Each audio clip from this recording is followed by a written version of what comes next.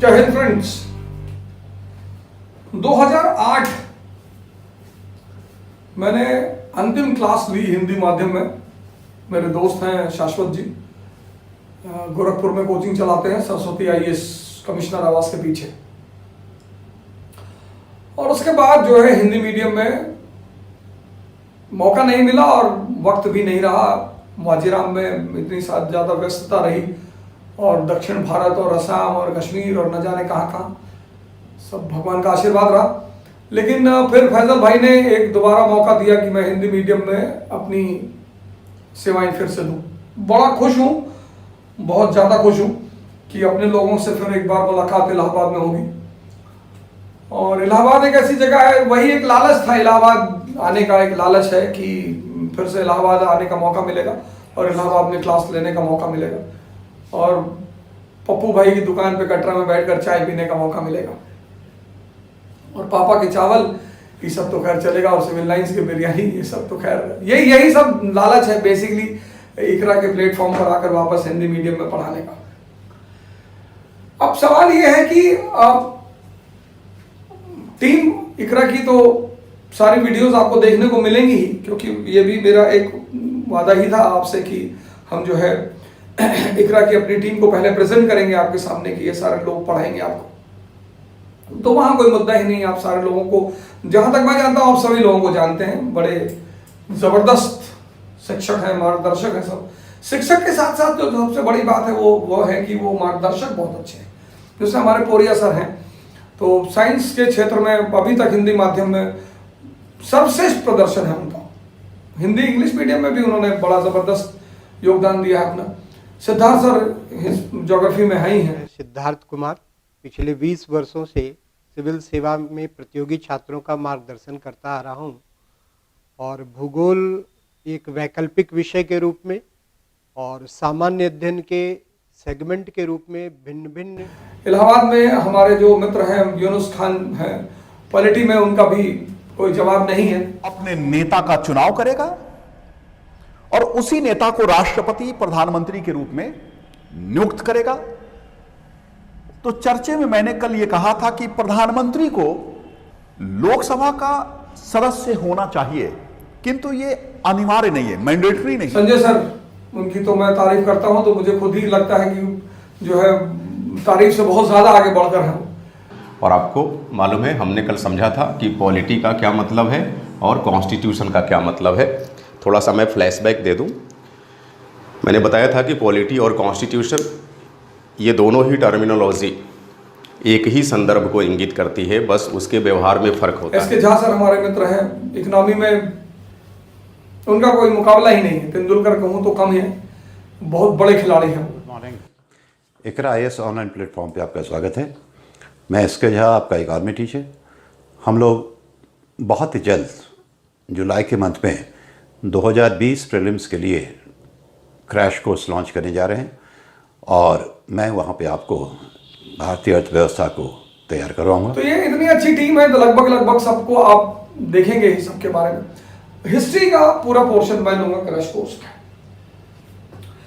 इतिहास को लेकर बड़ी सारी भ्रांतियाँ रही हैं शुरू से, जिसमें मैं हमेशा चर्चा करता रहा हूँ। बहुत ज़्यादा पढ़ना है और बहुत सारी तिथियां हैं, बहुत सारे साल हैं, ईयर हैं। ऐसा कुछ भी नहीं है सर। वो एक प्रिंसिपल ऑफ रेलेवेंसी काम करती है, जिसको कहते हैं कि इंपॉर्टेंस का सिद्धांत, किसी महत्व का सिद्धांत। इतिहास में एक सिद्धांत है, उसको कहते हैं महत्व का सिद्धांत। महत्व का सिद्धांत। अब ये जो महत्व का सिद्धांत है कि किसी चीज को क्यों याद रखें, मैं एक आध एग्जांपल आपको देता हूं महत्व के सिद्धांत पर। इस महत्व के सिद्धांत पर आप शायद गौर नहीं करते। अगर आप गौर करें तो बहुत 70% चीजें तो आप वैसे ही निकाल कर फेंक देंगे। जैसे मैं आपको बताऊं, चौड़ी चौरा। अब 5 फरवरी 1922 चौड़ी चौरा। अब घटना बड़ी छोटी सी है, परिणाम बहुत बड़ा है। इसके परिणाम की वजह से हमें इसे याद रखना है। ऐसी कई सारी घटनाएं घटी आधुनिक काल में, जब लोगों ने पूरा पुलिस स्टेशन जला दिया और हमला कर दिया और गवर्नमेंट पोस्ट ऑफिस जला दिया। बड़ी सारी घटनाएं घटी, लेकिन इस घटना का महत्व तो यह है कि इस घटना ने एक अखिल भारतीय आंदोलन को विराम लगा दिया, असहयोग आंदोलन, नॉन कोऑपरेशन मूवमेंट, उस पर विराम लगा दिया। इसकी वजह से ये इंपॉर्टेंट हो गया। जैसे मैं आपको एक दूसरा एग्जांपल दूं, काकोरी रॉबरी 1925, न जाने कितनी डकैतियां हुई,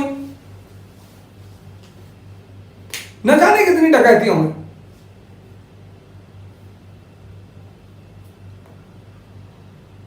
लेकिन ये डकैती, इस डकैती ने क्रांतिकारी आतंकवाद को एक नई दिशा दी। वो जो दूसरे चरण का क्रांतिकारी आतंकवाद है 1924, भगत सिंह, आजाद, बिस्मिल, असफाकुल्ला खान। अब हुआ क्या कि अब जैसा मुंबई अटैक हुआ, मुंबई पर हमला हुआ, तो मुंबई पर हमला हुआ तो अमेरिका ने जैसे लश्कर तोयबा पर प्रतिबंध लगा दिया, आर्थिक प्रतिबंध लगा दिया। लश्कर मींस आर्मी। अब जब अमेरिका ने लश्कर तोयबा पर प्रतिबंध लगा दिया तो लश्कर तोयबा ने अपना नाम बदल के रख दिया जैसे मोहम्मद, जमात-उद-दावा। लश्कर मींस आर्मी, जमात मींस एजुकेशन, तो वो आर्मी से बन गया एजुकेशनल इंस्टीट्यूशन। ऐसे जब ये रॉबरी हुई, काकोरी रॉबरी हुई, तो सरकार ने तुरंत युवाओं पर एकदम अपनी पकड़, सरकार टूट पड़ी युवाओं पर। और युवा जान है मास पॉलिटिक्स के। इससे जो एल्डर पॉलिटिशियन थे, लाल लाजपत राय जैसे जो नेता थे कांग्रेस, उनको बड़ा दुख हुआ कि यार युवा मारे जाएंगे तो हम फिर कैसे सर्वाइव करेंगे। तो उन्होंने मध्यस्थता की युवाओं के बीच में और सरकार के बीच में, और फिर युवाओं ने वादा किया कि ठीक है, हम हिंसा का पथ छोड़ देंगे, हिंसा का पथ छोड़ देंगे। तो फिर आप यहां पे एक बड़ा घटनाक्रम देखेंगे कि HRA जो है वो HSRA बनती है। ये जो परिवर्तन है इसका वजह है ये काकोरी रॉबरी।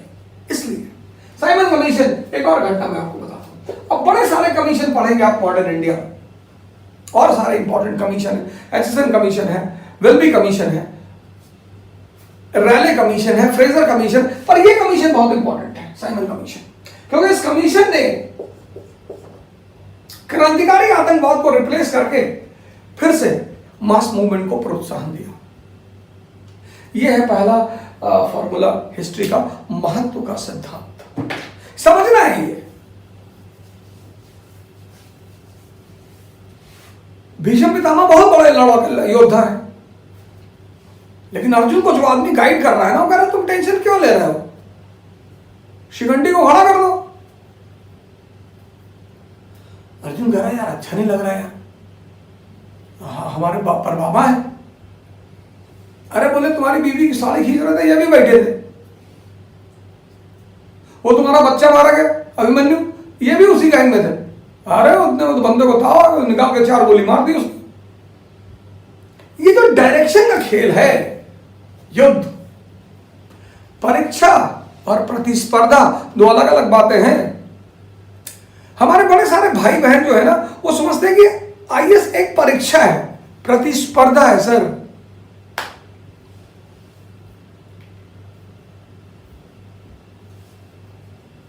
परीक्षा में तो कॉलेज चाहता सभी लोग पास हो जाए, 50 लड़के हैं उससे कॉलेज की इज्जत बढ़ती है। परीक्षा में तो यूनिवर्सिटी चाहती है कि सभी लोग पास हो जाए।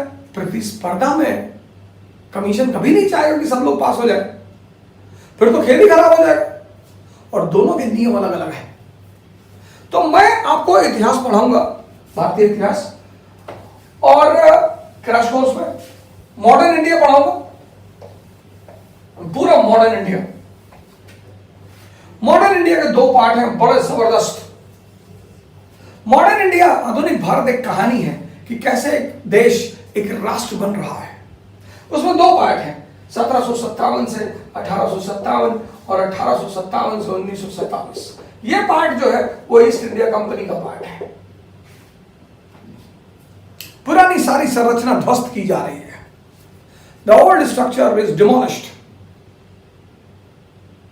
और ये वो पार्ट है, क्राउन का पार्ट, जहां नई संरचना जन्म ले रही है। किसके नेतृत्व में? शिक्षित मध्यम वर्ग। ये समझना है आधुनिक भारत के इतिहास में। पढ़ाई आपने कर ही लिया होगा, क्रैश कोर्स है, बहुत ज्यादा चिल्लाइएगा मत, 15-20 घंटे में खत्म करना है। जो 100 घंटे का टॉपिक है वो 15-20 घंटे में खत्म करना है।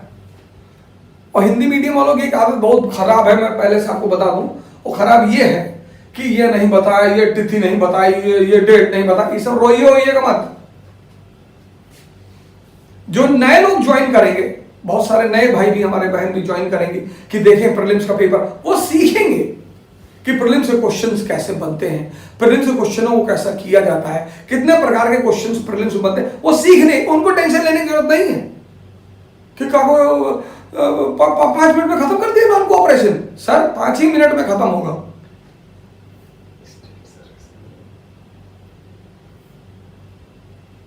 जो और भी सारे राज्य की सेवाएं हैं, जैसे यूपी स्टेट सिविल सर्विस है, लोअर सबऑर्डिनेट का एग्जाम है, वो लोग भी ज्वाइन कर सकते हैं, बहुत सारे लोग ज्वाइन कर सकते हैं, क्योंकि डायरेक्शन मिलेगी। अभी तक आपने बहुत लोगों से पढ़ा होगा, और टीचर तो मैंने आज तक बुरा देखा ही नहीं, और ना मैंने कोई कोचिंग बुरी देखी। अपने इस 20 साल के 15-20 साल के कोचिंग, अपने टीचिंग कैरियर में मुझे आज तक कोई कोचिंग बुरी नहीं मिली, और ना मुझे आज तक कोई टीचर बुरा मिला। लड़के मिले बेवकूफ, इसको बुरा मत मानिएगा, प्रतिस्पर्धी बड़े बेवकूफ मिले। सर उन्होंने पढ़ाया नहीं, इतना बड़ा खोपड़ा लिए घूम रहे हो, इतना बड़ा, सर तुम नहीं पढ़ सकते हो? अरे जाओ किसी से पूछो। जो परीक्षा को आसान बना दे वो आचार्य, जो प्रतिस्पर्धा को आसान बना दे वो गुरु, और जो जिंदगी को आसान बना दे वो भगवान। तुमको कोई क्वालिफाई थोड़ी कराएगा कि पेपर आउट करा दे, कमीशन में हमारा आदमी है और ऐसा है वैसा, 10 लाख रुपए, ये सब नहीं होगा सर, और ना होता है। तो बहुत ज्यादा चिल्लाने की जरूरत नहीं है। टोटल कोर्स 15 से 20 घंटे के आसपास का होगा। उसी में आपको एक पूरा दोहराव जिसको कहते हैं, रिवीजन जिसको कहते हैं, वो कराया जाएगा। तो ये मॉडर्न इंडिया का पोर्शन होगा। इसमें मैं आपको बताऊंगा कि भारत की दशा क्या थी 18वीं शताब्दी में। इसमें मैं आपको बताऊंगा कि कैसे भारत पर कब्जा हुआ, बंगाल पर कब्जा मैं आपको समझाऊंगा कैसे हुआ, मीर कासिम का रोल मैं आपको बताऊंगा, मीर जाफर बताऊंगा। फिर मैं आपको एंग्लो मैसूर वॉर की तरफ लेकर आऊंगा। एंग्लो मैसूर वॉर के बाद मैं आपको बताऊंगा कि मराठा को कैसे हराया अंग्रेजों ने, कैसे सिंध पर कब्जा किया, कैसे 1848 में एंग्लो सिख वॉर हुआ, उनका पंजाब पर कब्जा हुआ, और कैसे बड़े बेइज्जत करके वाजिद अली शाह को भगा कर रावत पर कब्जा किया और पूरे भारत पर उनका कब्जा हुआ।